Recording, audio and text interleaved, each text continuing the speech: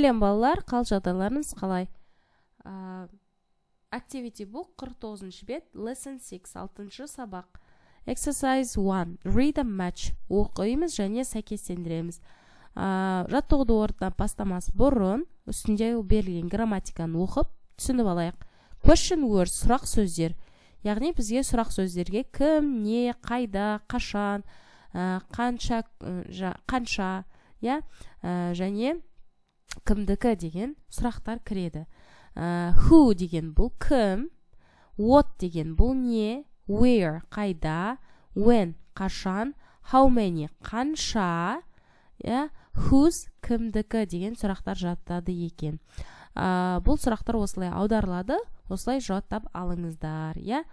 Олар сөйлемнің басында келеді, одан кейін уже көмекші етістік does, do сияқты немесе is сияқты одан кейін бастауыш келеді.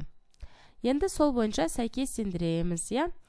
Who is he? Mr. Black. Ол кім? Mr. Black. What does he do? Ол не істейді? He brings letters and parcels. И болады.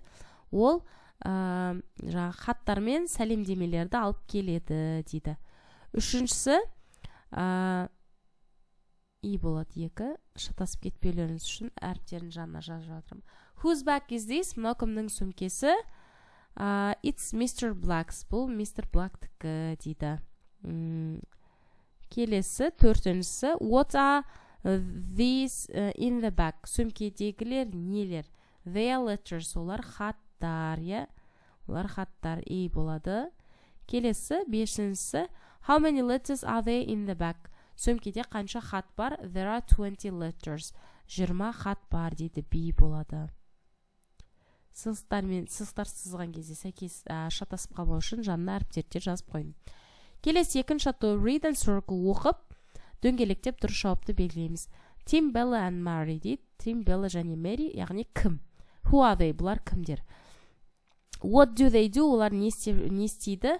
They make bread. Олар нан жасайды. Where is their shop? Олардың дүкені қайда? In Apple Street. Apple көшесінде. When do they go to work? Олар жұмысқа қашан барады? Әр күні барады. Every day. Осымен бұл бетінде барлық тапсырмаларын орындадық. Каналға тіркел, видеоға лайк басуды ұмытпаймыз. Сау болыңыздар.